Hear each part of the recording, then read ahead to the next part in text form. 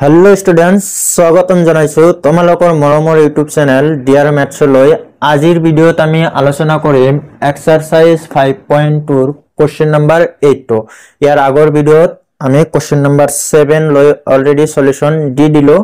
এতিয়া আমি question number 8 টো চাম যোনে যোনে আগৰ ভিডিও বিলাক চোৱা নাই তোমালোকে চাই লবা আজি চোৱা কোশ্চেন নাম্বাৰ 8 ত কি কোৱা আছে কোশ্চেন নাম্বাৰ 8 টো আছে এটা সমান্তৰ প্ৰগতিত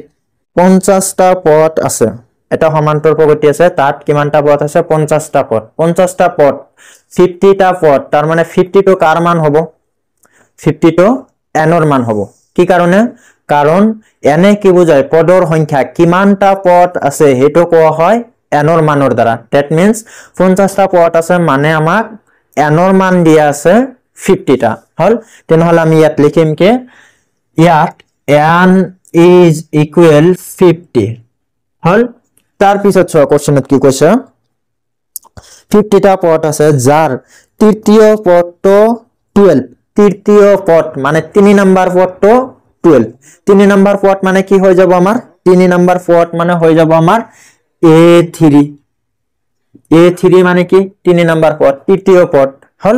a3 কিমান হ'ব আমাৰ 12 तार पिছত ছোৱা কি কৈছে আমাক আৰু হেক পথ মানে হেকৰ পথটো একেবাৰে লাষ্টৰ পথটো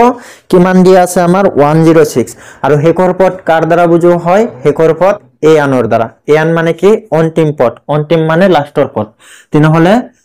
an মানে আমাৰ কি হৈ যাব 106 তাৰ পিছত কি কোৱা আছে 29 তম পথ 29 তম পথটো নিৰ্ণয় কৰা 29 তম পথটো আমাক ওলাব লাগে 29 তম পথ মানে কি হৈ যাব a29 এটো মানে হল 29 তম পথ এটো আমাক ওলাব লাগে সো 29 তম পথ আমাক ওলাব লাগে তাৰ কাৰণে এইখিনি বস্তু আমাক দিয়া আছে আমাক এটো ওলাব লাগে তেনেহলে আমি কি কৰিম 29 মানে আমি কি লিখিব পাৰিম a29 মানে एक्चुअली কি a plus 28d হয়নে জুনে জুনে ৰেগুলাৰ ভিডিও চাই আছে হেই সকলেহে অকল গম পাবা এটো কেনেকে হয় একেবাৰে শৰ্টকাটত শিকাইছিলো মই যে ইয়াতে 29 থাকিলে ইয়াতে এটা d কমি যায় এক কমি যায় 29 এক কমি গলে কিমান হৈ যাব 28d এটো রুল তার মানে 29 তম পথ লাগে মানে আমাক এর মানটো লাগে আৰু d এৰ মানটো লাগে কাৰণ এৰ মান d এৰ মান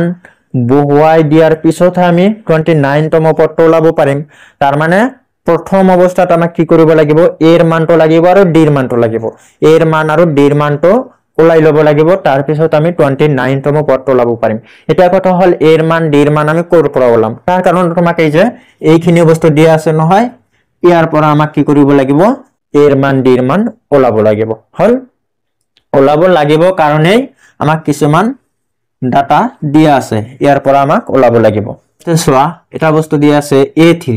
a3 মানে কিমান দিয়া আছে আমাক a3 যেহেতু a3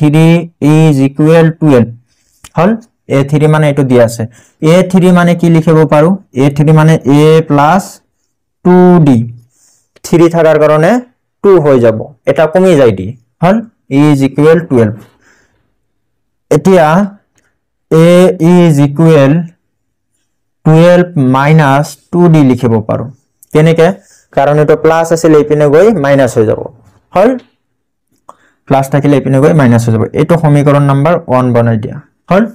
তাৰ পিছত আমাক চোৱা আৰু এটা বস্তু দিয়া আছে an টো দিয়া আছে হল আৰু an is equal 106 ইয়াতে চোৱা আমি an মানে কি লিখিব পাৰো an মানে হল a plus n minus 1 into d is equal 106 কেনেকে হল an মানে ফর্মুলা আছিল নহয় an মানে কি লিখিব পাৰো an is equal to a plus n minus 1 into d লিখিব পাৰো অকল an ৰ ঠাইত এই তলত আমি কি লিখি দিলো a plus n minus 1 into d আমি এবাৰ তলে তলে মানখিনি পাতি দিছো হল আমাৰ সুবিধা হ'ব এৰ জায়গাত আমি এইখিনি মান বহুৱাই দিব পাৰিম এৰ ঠাইত হল এ মানে কি লিখিব পাৰো এইটো 12 minus 2d হল এই মানখিনি আনি ইয়াতে বহুৱাই দিলো এৰ এই ঠাইত বহুৱাই দিলো তাৰ পিছত প্লাস এনৰ মান চোৱা আছে আমাৰ হাতত এনৰ মান কিমান আছে আমাৰ 50 লিখি দিয়া -1 d এর মান নাই d লিখি দিয়া হল d এর মান আমি d লিখি দিম is equal 106 তার পিছত 12 minus 2d ইয়াতে চোৱা এটা আমাৰ মাইনাস কৰিলে কিমান হৈ যাব 49d হৈ যাব মানে এটা মাইনাস কৰিলে 1 কমি যাব 106 হৈ যাব তাৰ পিছত 12 ইয়াতে চোৱা এটা 49d ইয়াতে 2d তাৰ মানে 49d এৰ পৰা দুটা দি বিয়োগ কৰি দিব লাগিব কারণ এটা বিয়োগ হৈ আছে বাদ দিব লাগিব কিমান থাকি যাব প্লাস 47d থাকি যাব হয় এটা মাইনাস কৰিবা 106 এখানে মাইনাস কৰিলে এইখিনি পাম তাৰ পিছত 47d is equal 106 minus 12 লিখিব পাৰিম কেনেকে কারণ -12 কেনেকে হলে তো প্লাস আছে লেপিনে গই মাইনাস হৈ যাব হল সাইড চেঞ্জ হলে চিহ্নটো উল্টা হৈ যায় তার পিছত এবিলাক লিখিব না লাগে তার পিছৰ লাইনখিনি আমি লিখি দি আছো যে 47d is equal এটা মাইনাস কৰিলে কিমান হ'ব 6 এৰ পৰা 2 বাদ দিলে 4 থাকি যাব আমাৰ 10 এৰ পৰা 1 গলে 9 হৈ যাব 94 তাৰ পিছত বাকিখিনি এইপিনে কৰি দি আছো সো d is equal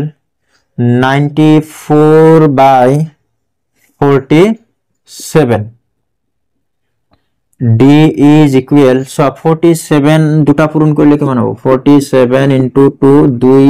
7 গুণ 14 2 4 গুণ 8 9 94 তার মানে এটো দুইবার ভাগ যাব যেহেতু 2 পূরণ করি আমি 94 পাও হল তার মানে d এর মান আমি 2 পাই যাম d এর মান পাই গলো এতিয়া আমাক কি কৰিব লাগিব এৰ মান উলিয়াব লাগিব কাৰণ আমাৰ কি উলিয়াব দিছিল 29তম পদ উলিয়াওতে আমাৰ এৰ মান আৰু d এর মানটো লাগিব অলপ আগতে কৈছিল হল এতিয়া লিখিম কি d এর মানটো আমি এই 1 নম্বৰ সমীকৰণত বহুৱাই দিম এৰ মান পাই যাম d এৰ মান অনত বহুৱাই পাও হল এইটো 1 নম্বৰ সমীকরণ a is equal 12 minus 2 into d d মানে কিমান d মানে আমার 2 d তো লিখা নাই কি লিখিছো d এর মান তো লিখিছো 2 হল আগতে 2 এটা আছিল এইটো 12 minus 4 হৈ যাব এটো কিমান হৈ যাব আমার 8 হৈ যাব এর মান তো আমি কিমান পাই যাম এর মান তো আমি 8 পাই যাম এটা হল এর মান হল এর মান a পাই গলো d পাই গলো এতিয়া আমি A29 ওলাব পাৰিম now A29 is equal কি লিখিব পাৰো a plus 28d কেনেকে লিখিব পাৰো কাৰণ 29 থাকিলে এটা d কমি যায় আমাৰ হল বাকি মান বহুৱাই দিয়া এর মানটো কি হৈ যাব এর মান আমি এইটোই পাইছিলো 8 plus 28 into d d এর মান কিমান d এর মান 2 তার পিছত 8 plus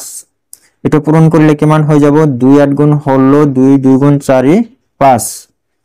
তার পিছত এটা যোগ কৰি দিয়া কিমান হৈ যাব 14 64 হ'ব হল A29 পাই গলো এটো হল A29 এইটো পাই গল হল লাস্টত এটা লাইন লিখি দিবা কি লিখিবা যে এটাকে নির্ণয় কি কৈছে হব কিমান হব 64 হব হল